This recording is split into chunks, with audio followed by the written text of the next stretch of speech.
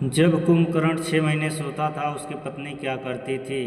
एक बार की बात है, भगवान श्री कृष्ण और देवी सत्यभामा अपने महल में विश्राम भवन में आराम कर रहे थे और रामायण के कुछ प्रमुख पात्रों के बारे में बातचीत कर रहे थे। बातचीत करते करते देवी सत्यभामा के मन में एक प्रश्न आया। देवी सत्यभामा कहती हैं, हे स्वामी, मेरे मन में एक प्रश्न है। आपकी आज्ञा हो तो मैं आपसे प्रश्न पूछना चाहती हूँ।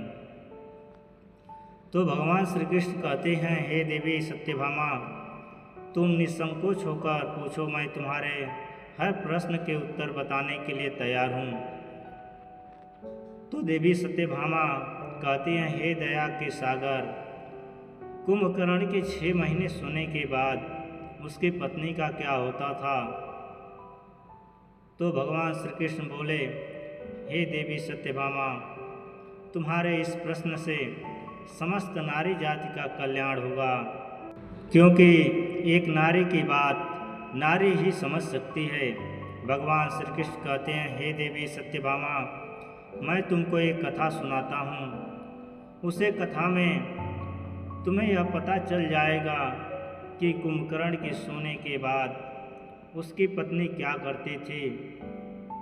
हे देवी, इस कथा को जो भी स्त्री सुनती है वह सदा सुहागिन रहती है और हर पुरुष के जीवन में पत्नी का वियोग नहीं होता। तो देवी सत्यभामा कहती हैं, हे स्वामी, मैं इस कथा को ध्यान से सुनेगी। कृपया आप इस कथा को सुनाना प्रारंभ कीजिए। तो भगवान श्री कृष्ण कथा को सुनाते हुए कहते हैं कि रामायण का एक मुख्य पात्र था कुंभकर्ण, जो कि लंकापति रावण का छोटा भाई था। रावण का यह भाई इतना भयंकर था कि एक दिन में अनेक जीव जंतुओं का भोजन अकेला ही खा जाता था। उसके बाद भी कुंभकर्ण के पेट में चूहा नहीं, हाथी दौड़ते थे। भूख शांत न होने पर कुंभकर्ण अपनी प्रजा को भी खा जाता था। ब्रह्मदेव भी कुंभकर्ण की शक्ति से दुखी थे, क्योंकि ब्रह्मदेव तो पता था कि आज नहीं तो कल कुंभकर्ण की भूख से संसार में हाहाकार मच जाएगा। फिर एक दिन रावण, कुंभकर्ण और विभीषण तीनों भाइयों ने मिलकर ब्रह्मा जी की तपस्या प्रारंभ की। काफ़ी दिन तक घोर तपस्या करते रहे। फिर ब्रह्मा जी उनके सामने प्रकट हुए। ब्रह्मदेव ने तीनों भाइयों से वरदान मांगने को कहा, तो रावण ने अमृत्यु प्राप्ति का वर मांगा, लेकिन यह वरदान देने से ब्रह्म देवता ने मना कर दिया और कहा कि तुम्हारा जीवन तुम्हारी नाभि में से स्थित रहेगी, जिससे शत्रु आसानी से तुम्हारा वध नहीं कर पाएगा। वहीं जब बारी विभीषण की आई तो उन्होंने संपूर्ण जीवन में विष्णु भक्ति मांगी। कुंभकर्ण ने इंद्रासन पाने की इच्छा से यह घोर तपस्या की थी, जिससे इंद्रदेव भी काफ़ी चिंतित थे। इंद्रदेव अपनी इस चिंता के निवारण के लिए देवी सरस्वती के पास पहुँचे और उनसे विनती की कि आप कुंभकर्ण की मति फेर दीजिए, जिससे वह इंद्रासन न मांग ले। इंद्रदेव की व्यवस्था सुनकर देवी सरस्वती कुंभकर्ण की जिह्वा पर बैठ गई और जब ब्रह्मदेव ने कुंभकर्ण से वर मांगने को कहा, तब कुंभकर्ण ने इंद्रासन की जगह पर निद्रासन मांग लिया। इतना कहते ही ब्रह्मदेव ने तथास्तु कह दिया, लेकिन रावण और विभीषण ने ब्रह्मदेव से विनती करी और कहा कि यदि ये आजीवन सोता रहेगा तो संसार का सुख कब भोगेगा, कब देखेगा। यह सुनकर ब्रह्मदेव ने 6 माह बाद एक दिन कुंभकर्ण को जागने का वरदान दे दिया और अगले दिन से 6 महीने तक सोने को कह दिया। सोते रहने के वरदान के साथ साथ ब्रह्मदेव ने यह चेतावनी भी दी थी कि यदि कोई समय से पूर्व कुंभकर्ण को जगाएगा तो वह दिन कुंभकर्ण का अंतिम दिन होगा। इतना कहकर ब्रह्मदेव अंतर्ध्यान हो गए। ब्रह्मा जी के वरदान के अनुसार कुंभकर्ण 6 महीने सोता था, फिर एक दिन जागता था और फिर 6 महीने सोता था। इस वरदान के बाद कुंभकर्ण सो गया तो 6 महीने बाद उठा तो पूरी लंका में हाहाकार मच गया, क्योंकि उसका शरीर एक विशाल पर्वत की तरह था और उठते ही उसे भूख लगी। सबसे पहले उसने लंका में खाना ढूंढना शुरू किया। उसने लंका की वाटिका से फल तोड़कर खा लिए। सभी फल खाने के बाद भी उसका पेट नहीं भरा तो उसने लंका से बाहर जाकर लोगों को खाना शुरू किया। कुंभकर्ण का शरीर बहुत बड़ा था तो वह आदमियों को अपनी एक उंगली से उठा लेता था और उठाकर अपने मुंह में चबा लेता था। फिर रावण ने मंदोदरी से विवाह किया तो उसके बाद रावण ने बलि से अपने भाई कुंभकर्ण के लिए उनकी कन्या ब्रजवाला का हाथ मांगा। ब्रजवाला बलि की पुत्री थी और बलि विरेचन का बेटा था। वामन अवतार में जब भगवान विष्णु ने बलि से 3 पग धरती मांगी थी तो उसे उस समय ब्रजवाला वहाँ थी और इन सबको देखने के बाद ब्रजवाला एक शक्तिशाली कन्या बन गई थी। उसे हथियार बनाने की अच्छी समझ थी। रावण के बोलने में कुंभकर्ण और ब्रजवाला का विवाह हो गया। जब बाला कुंभकर्ण के साथ लंका आ गई और लंका में बड़े बड़े अस्त्र शस्त्र बना रही थी, कुछ समय के बाद ब्रजवाला और कुंभकर्ण के 2 बेटे हुए। कर्ण जिसमें एक का नाम कुंभ और दूसरे का नाम निकुंभ था। इसके अलावा कुंभकर्ण ने 2 विवाह और किए थे और यह दोनों विवाह उसने अपनी मर्जी से किए थे। कुंभकर्ण की दूसरी पत्नी का नाम करकटी था। करकटी एक राक्षस पुत्री थी जो सहायद्री की राजकुमारी थी, जिस पर कुंभकर्ण मोहित हो गया था और बाद में कुंभकर्ण ने करकटी से विवाह कर लिया था। करकटी से कुंभकर्ण के पुत्र भीमासुर का जन्म हुआ, जो कि एक क्रूर राक्षस था। करकटी कुंभकर्ण के साथ लंका में नहीं रहती थी, वह पर्वत में रहती थी और अंत तक वहीं रही। कुंभकर्ण का तीसरा विवाह कुदुपुर के महोदर नामक राजा की बेटी तड़पमाला से हुआ था, जो बाद में लंका में ही रह रही थी। कुंभकर्ण की पहली पत्नी ब्रजवाला को रावण ने लंका के शास्त्र बनाने वाली सेवा का सेनानायक बना दिया, क्योंकि उसे शास्त्रों के बारे में बहुत ज्ञान था। इसलिए वह अपनी सेवा के साथ शास्त्र बना रही थी और कुंभकर्ण की तीसरी पत्नी तड़पमाला उसके लिए 6 महीने तक भोजन बनाती थी, ताकि जब कुंभकर्ण उठे तो उस भोजन को खाकर उसकी भूख मिट जाए।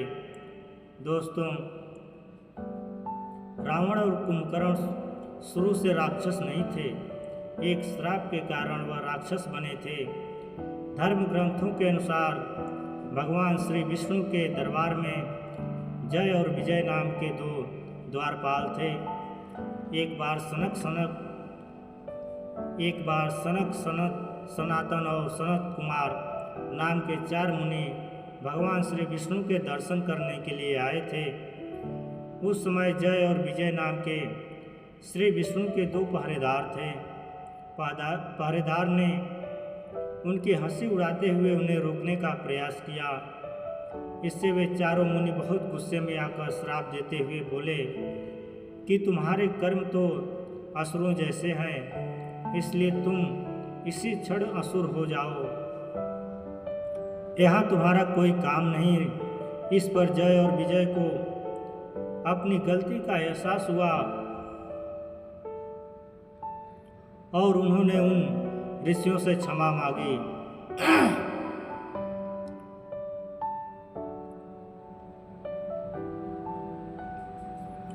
इस पर उन ऋषियों ने कहा कि हम श्राप तो वापस नहीं ले सकते, परंतु इतना हो जाएगा कि तुम्हें हमेशा के लिए नहीं बल्कि 3 जन्मों के लिए असुर योनि में रहना पड़ेगा, और तीनों ही जन्मों में तुम्हें मुक्त करने के लिए स्वयं भगवान श्री विष्णु आएंगे।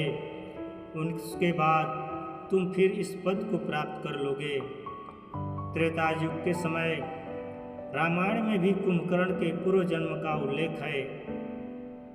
असल में एक ऋषि के श्राप के कारण कुंभकर्ण जंगल में भटक रहा था। इस समय वहाँ पर भगवान श्री विष्णु पहुँचकर बोले कि तुम मुझे मत ढूंढो, जब समय आएगा तो मैं तुम्हारे पास आ जाऊंगा। इसके बाद जब विष्णु ने श्री राम का अवतार लिया और अयोध्या नगरी को धन्य किया, कुंभकर्ण के बारे में बताया जाता है कि वह दूरदर्शी था और उसे पहले से ही पता था कि श्री राम कब लंका में आकर मेरा उद्धार करेंगे। परंतु अपने उद्धार से पहले उसने अपने भाई होने का धर्म भी निभाया। असल में जब श्री राम ने माता सीता के लिए लंका पर चढ़ाई की और लंका की सेवा से युद्ध करने जा रहे थे, तो यह सब देखकर रावण ने अपने भाई कुंभकर्ण को जगाया। बहुत मुश्किल से कुंभकर्ण के जन्म के बाद कुंभकर्ण के जागने के बाद रावण ने पूरी बात कुंभकर्ण को बताई थी। तो कुंभकर्ण ने रावण को समझाते हुए कहा कि हे भैया भारत, समझाते हुए कहा था कि हे भरता, आपके पास 5 कन्याओं में पूजित संसार की सबसे सुंदर कन्या मंदोदरी है, जो कि आपकी धर्म पत्नी है और मेरी माता समान भाभी है। इसके बाद भी आप जंगल में भटकते हुए एक स्त्री का हरण करके अपने राज्य में ले आए और उसे भी अपनी पत्नी बनाना चाहते हो।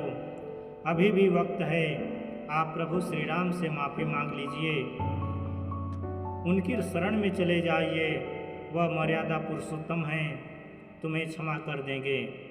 और इस पर रावण को कुंभकर्ण पर क्रोध आया और क्रोधपूर्वक कुंभकर्ण से बोला कि तुम्हें युद्ध नहीं करना हो तो मत करो, परंतु मुझे ज्ञान मत दो।